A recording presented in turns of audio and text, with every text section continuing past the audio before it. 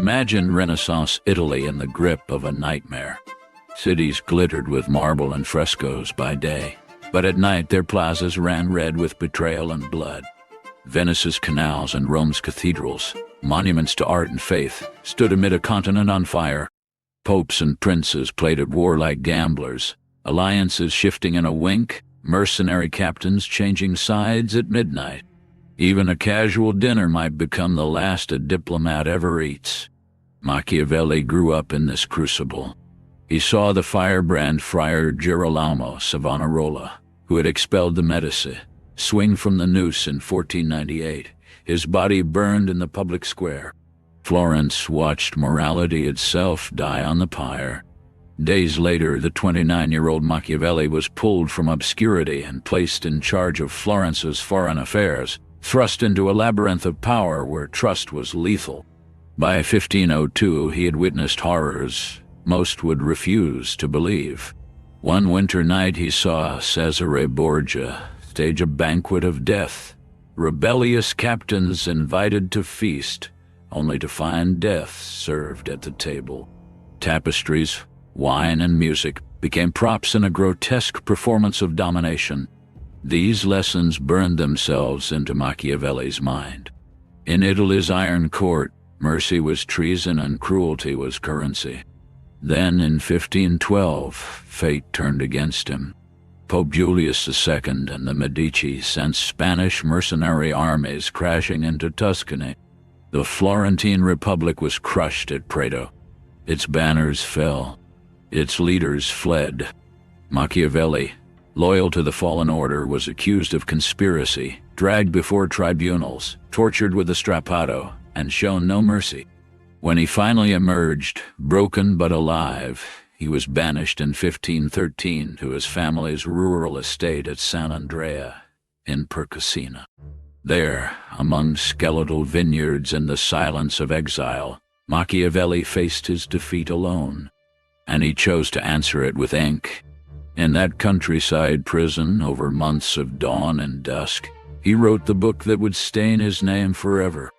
The prince was dedicated to Lorenzo da Piero de' Medici, a young ruler desperate to secure his grip on Florence.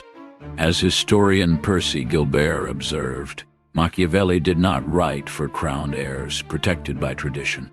This was no plea for mercy. With cold, almost poetic precision, Machiavelli dissected power like a surgeon, urging rulers to lie when necessary, to inspire terror when useful, and to spill blood as deliberately as oiling a machine. Be a fox and a lion, he commands. Cunning and deception, ruthless and force. A ruler must learn how to enter into evil when necessity demands it, because in the arena of politics, virtue alone starves. If trust threatens the throne, trust must be discarded. Men judge more by the eyes than by the hands, Machiavelli warns, meaning appearance matters more than morality. The prince holds up a black mirror to governance, revealing that fear and cunning are often the true companions of successful rule, and its chill has never faded. Machiavelli's name has become shorthand for ruthless realism. Modern headlines still carry his fingerprints. Emergency powers passed in silence. Backroom deals sealing destinies, calculated cruelty hidden behind public order. From corporate betrayals to geopolitical gambits, his doctrines linger like shadows behind every throne. In this opening act, we see a world of beauty and blood, a man shaped and broken by power, and the birth of a doctrine that continues to haunt authority itself. The prince was forged in betrayal, and its cold wind still blows through every struggle for power today. In a dim throne room of the mind, Machiavelli draws a cold line between the ruler by birth and the ruler by force. A prince born to the crown inherits more than a title. He inherits trust spun by generations of legacy. To him, the throne feels like a family birthright. Machiavelli explains that there are fewer difficulties in holding hereditary states long accustomed to the family of their prince, because people already know and expect his rule. The bloodline becomes a silent insurance policy, for the heir must only honor his ancestors' laws to keep the peace. Such a ruler has less cause to offend and is more loved by default, because his presence is familiar and familiarity breeds acceptance. But the newcomer, the usurper, stands in air that crackles with danger. Every expectation becomes kindling for revolt. People will willingly trade one recently arrived ruler for another, hoping the next will be better. The slightest disappointment becomes betrayal, and even a triumphant parade can feel like a trial by fire. Unlike the heir, the new prince has no reservoir of loyalty, only debts to powerful backers and enemies he must watch carefully. Even those who promise loyalty smile with steel behind their teeth, wondering whether they will gain or lose under his reign. History is merciless in its examples. Louis of France conquered Milan and quickly lost it, because the people who welcomed him rose against him when nothing changed. Even mighty dynasties fall. The Medici were driven from Florence and only returned years later, not as honored heirs, but as insurgents forcing their way home. For the new prince, survival is a violent art. Machiavelli counsels that necessary cruelty be done at once, like a single strike of the sword. Execute or exile the former rulers swiftly. Seize the organs of power, deliver the shock openly, and only then quiet the land with rewards or gestures of mercy. Above all, destroy the former bloodline and keep the laws and taxes unchanged, so the people can return to predictability and live quietly beneath the stranger. Yet beneath this calm lies a bitter truth. The inherited kingdom's peace is often an illusion, and only a ruthless outsider can crack it open and expose the cold machinery beneath. Machiavelli reminds us that ordinary people love or hate their ruler only according to whether they are harmed or helped, and a prince cannot expect affection simply because he wears a crown. If he cannot earn love, he must rely on fear, but only as much as is needed, because hatred once born becomes a blade aimed at the throne. These teachings are not relics of the past. They echo even today. In boardrooms and revolutions alike, the new leader often strikes first. Incoming leaders fire top executives to signal change, a corporate purge Machiavelli would recognize instantly. In Machiavelli's world, the usurper survives only by embracing this dark logic. The illusion of order shatters beneath the glare of a new reign, and only the one who wields fear like a weapon will keep what he has seized. If a prince can maintain control, he need not concern himself with the people's comfort. In every age, the strong act and the weak react. Leaders remake nations, armies, and companies with this grim rule. For the new prince, love is unreliable currency. If loyalty cannot be bought through lineage or goodwill, it must be minted from fear and respect. He must become part lion and part fox, fierce enough to deter enemies and cunning enough to survive them. Above all, he must crush resentment before it grows. For resentment allowed to live becomes poison. Machiavelli's message stands like a blade in the dark. Tradition may offer the illusion of stability, but power alone guarantees it. A ruler who clings to naive virtue will be swept away, for the throne does not care to be loved, only to be obeyed. In the cold calculus of power, a newly conquered land, what Machiavelli calls a mixed or composite principality, is a tinderbox masked by a thin peace. Those injured or displaced during the conquest become immediate enemies, and even the strongest army cannot replace the goodwill of the natives. The promise of change breaks fast. Louis XII of France marched into Milan in 1512 and was swiftly driven out. The same citizens who cheered his arrival revolted when their hopes were betrayed. Only when Louis returned, crushing the uprising and purging the disloyal nobles, did Milan remain in his hands. This becomes Machiavelli's grim equation. Force and retribution are the glue of conquest. He even embraces the paradox that rebellion is opportunity, for after suppressing revolt, A prince should punish the guilty and fortify his weakest positions, using the chaos to tighten his grasp. To secure a mixed principality, Machiavelli demands harsh consistency. If the conquered subjects share the prince's language and customs, the formula is straightforward. Destroy the old ruling family completely, yet leave familiar laws and taxes unchanged, allowing the land to slowly merge into his realm.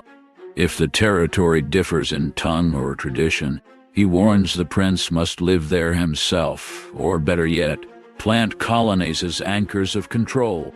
These loyal settlers cost little, bind the land to the ruler, and create fear among just a few, while the broader population remains uneasy but silent. Every rival source of allegiance must be eliminated. Men, Machiavelli says, must be either well treated or crushed, because mercy leaves space for vengeance. Any city long accustomed to freedom must be destroyed outright, or it will rise again in the name of liberty and overthrow its conqueror. History, he argues, proves the case. Alexander the Great found no revolts in Persia once Darius' dynasty was wiped out, whereas Pyrrhus, who inherited fractured lands full of rival factions, lost not by lack of skill, but by the divided nature of the realm. Thus emerges a method that feels more machine than morality. Every injury delivered in one swift blow, every act of mercy released slowly over time so its sweetness lingers. The philosophy echoes in modern halls of power. A ruthless CEO taking over a rival firm removes old leadership in one strike, inserts loyal elites into key departments, and keeps most policies untouched so that scattered workers, unsure and fearful, have no single cause to unite behind. In Machiavelli's vision, conquest is surgery. The prince operates with a cold blade, cutting out dissent so that obedience can grow. Peace, he suggests, is never natural.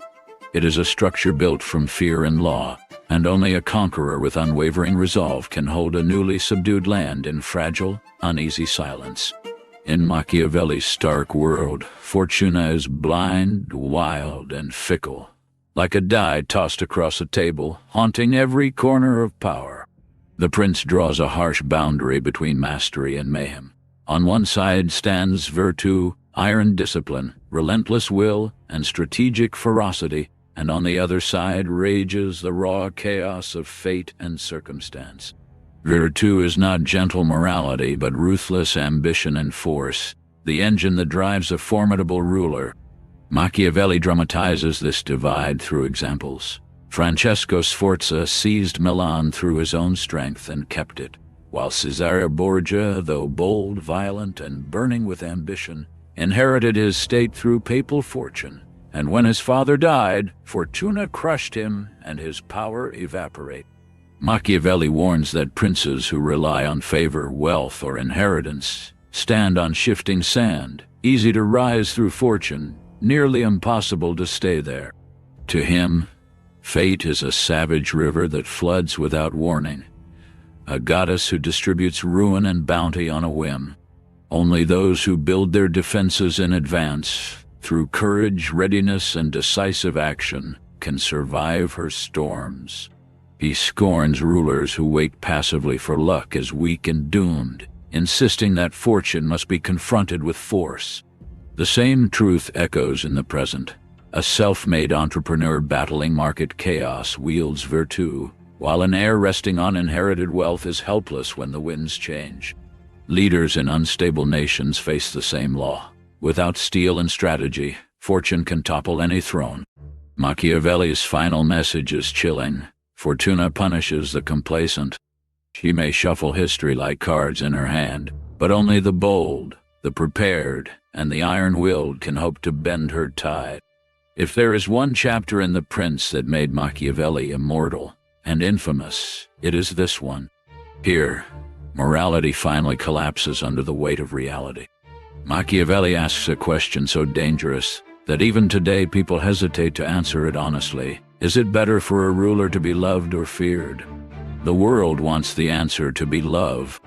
Machiavelli says that answer gets rulers killed. Love, he explains, exists only as long as it benefits the one who gives it. Fear, however, is sustained by the dread of punishment, and punishment never forgets. A ruler who relies on love places his life in the hands of others, and humans, Machiavelli insists, are ungrateful, fickle, deceptive, and selfish by nature. They praise you when you are strong, abandon you when you are weak, and turn against you the moment survival demands it. Fear, on the other hand, does not require affection, loyalty, or belief, only consequence. Yet Machiavelli adds a razor-thin warning: fear must never become hatred. Hatred breeds rebellion, assassination, and conspiracies whispered in dark corridors.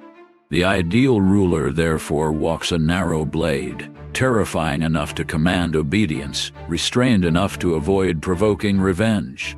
History supplies the evidence. Machiavelli praises leaders who use cruelty swiftly and decisively, not endlessly. Cesare Borgia's calculated brutality pacified entire regions because it was sudden, shocking, and final. Once order was established, cruelty stopped, and stability followed. Compare this to leaders who hesitate, who punish slowly, inconsistently, or emotionally. Those rulers invite chaos. Mercy repeated becomes weakness. Weakness invites contempt. And contempt, Machiavelli warns, is more dangerous than hatred, because it strips authority of dignity. He dismantles another comforting illusion here: generosity. A ruler who spends freely to appear kind must eventually tax heavily, seize property, or borrow power, and in doing so becomes hated anyway. Better to be called miserly and remain secure than generous and destroyed. The same cold logic applies to promises. Machiavelli argues that a ruler is not bound to keep his word when doing so endangers the state. Why? Because others will not keep theirs either. Treaties are broken the moment they stop being useful. Pretending otherwise is naivete disguised as virtue. This is where Machiavelli introduces his most disturbing advice. A ruler must learn how not to be good. Not always, not openly, but when necessary. He must appear merciful, faithful, humane, religious, and just, while being ready to act in complete opposition the moment survival demands it. Appearance becomes a weapon. Reality is hidden. The ruler who insists on pure goodness among men who are not good will inevitably fall. This is not cynicism, Machiavelli argues. It is observation. Look at modern life, and the pattern persists. Leaders who hesitate to make brutal decisions during crises lose control. Companies that refuse to cut losses collapse. Politicians who seek universal approval are consumed by stronger, less sentimental rivals. Power does not reward moral purity. It rewards effectiveness. Machiavelli does not celebrate cruelty. He simply removes the illusion that it can be avoided. In his world, morality without power is decoration on a grave. The ruler who understands this truth survives. The one who rejects it becomes a lesson for others. Machiavelli now strips leadership down to its most predatory truth. He says that laws alone are never enough to rule men, because laws only work when people choose to obey them, and choice disappears the moment fear enters the room. This is why, he argues, a ruler must learn to fight in two ways: as a man and as a beast. As a man, he uses laws, reason, and institutions. As a beast, he uses force, deception, and instinct. And among beasts, Machiavelli chooses two symbols that still haunt political thought: the lion and the fox.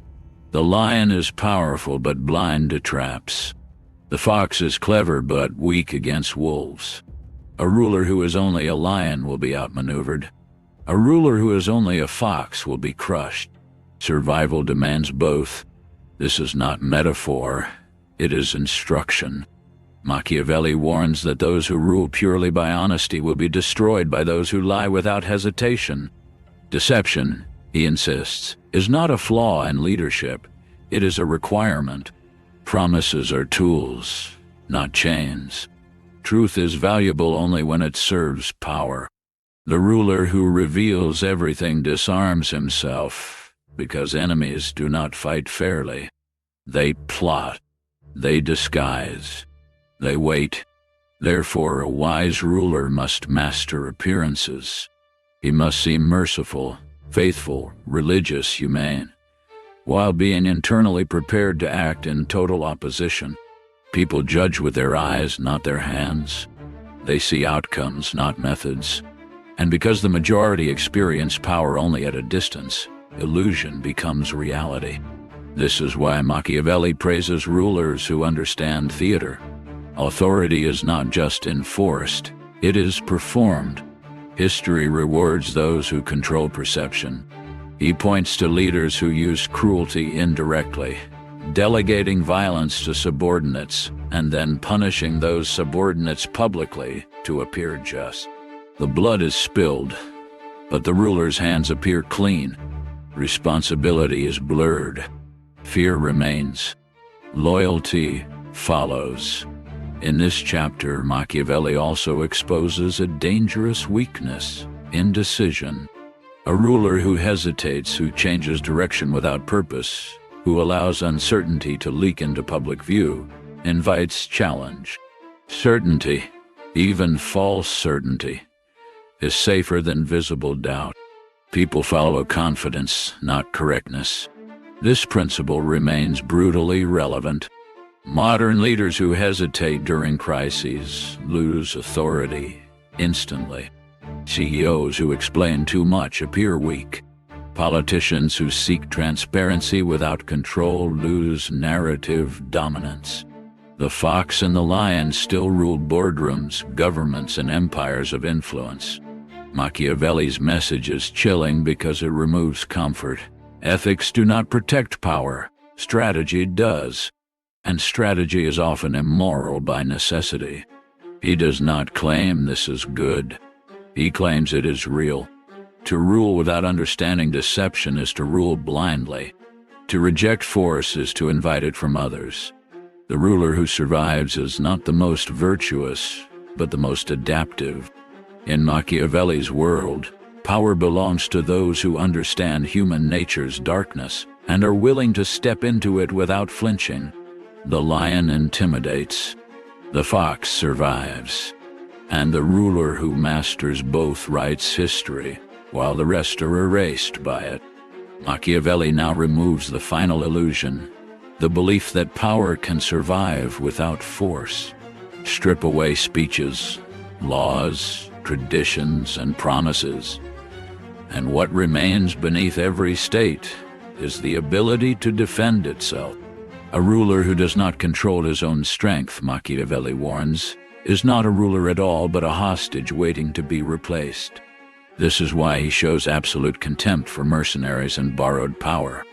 Mercenaries fight for money, not loyalty. They flee when danger grows real, and when they win, they become your new masters. Auxiliaries, foreign troops lent by allies, are even worse because victory places your survival in another man's hands. In both cases, the prince is disarmed, and a disarmed ruler is already half dead. Machiavelli's Italy was littered with the corpses of states that trusted hired swords. Florence itself relied on mercenaries and paid the price repeatedly, watching its enemies regroup while its protectors sold their allegiance to the highest bidder. Machiavelli's conclusion is merciless. The only reliable army is one that belongs entirely to the ruler. Force must be internal, loyal, and feared. Even in times of peace, a prince must think of war. Peace is not safety. It is preparation time for the enemy. A ruler who relaxes becomes soft, and softness invites conquest. This obsession with readiness is not paranoia. It is pattern recognition. History punishes unprepared states without warning. Machiavelli also dismantles the fantasy of fortresses. Walls do not save rulers if the people hate them. A fortress may delay invasion, but it cannot stop betrayal from within. When fear turns to resentment, gates open quietly at night. The safest fortress, he insists, is not stone but control. Control of arms, control of loyalty, control of fear. He even argues that a ruler should prefer being feared by enemies than loved by allies, because allies abandon you when it becomes convenient, but enemies restrained by force hesitate. This principle echoes forward into the modern world. Nations that outsource defense lose sovereignty. Companies that rely entirely on external partners collapse when contracts end. Individuals who cannot protect their own leverage are ruled by those who can. Machiavelli's warning is stark. Dependence is weakness disguised as cooperation. True power is autonomous. A ruler must command his own strength, or someone else will command it for him. And this is where Machiavelli's worldview becomes truly uncomfortable, because it suggests that peace itself is a temporary illusion maintained only by fear of force. Remove that fear and chaos returns. The ruler who survives understands this and prepares relentlessly, even when the world appears calm. Because in Machiavelli's universe, war is not an event. It is the natural state waiting patiently beneath the surface. At the end of The Prince, Machiavelli does not soften his voice. He sharpens it. After stripping power of illusion, morality, and comfort, he delivers his final warning. Fortune does not favor the cautious, the patient, or the hopeful. Fortune favors the prepared and the violent.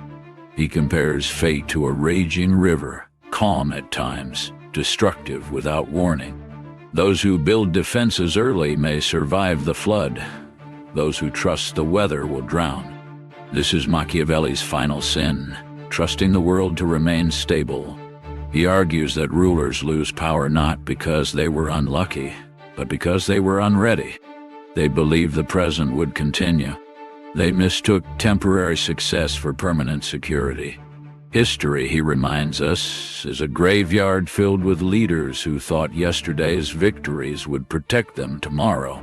Machiavelli's cruelty here is intellectual. He refuses to comfort the reader. He insists that adaptability matters more than goodness, decisiveness more than caution, and bold action more than careful planning when moments demand it. A ruler who cannot change with the times will fall, even if his past actions were wise. This is why Machiavelli praises those who act aggressively when fortune shifts. He even suggests that fortune itself prefers bold men, that hesitation invites ruin. Then, unexpectedly, he turns outward, toward Italy itself. After all the cold analysis, he ends with a plea disguised as prophecy. Italy is weak, not because it lacks faith or culture, but because it lacks ruthless leadership. Surrounded by foreign powers, divided by internal conflict, Italy has become prey. And Machiavelli offers The Prince not as philosophy, but as a weapon, an instruction manual for a leader strong enough to unify, conquer, and dominate. This ending reveals the book's deepest discomfort. Machiavelli was not celebrating cruelty for its own sake. He believed order required it. He believed chaos was worse. And he believed that people, left to their nature, invite both. The legacy of The Prince is not that it teaches evil. It is that it removes excuses. It denies the fantasy that power can be gentle, that leadership can be safe, that morality alone can protect what you build. And that is why this book still disturbs centuries later.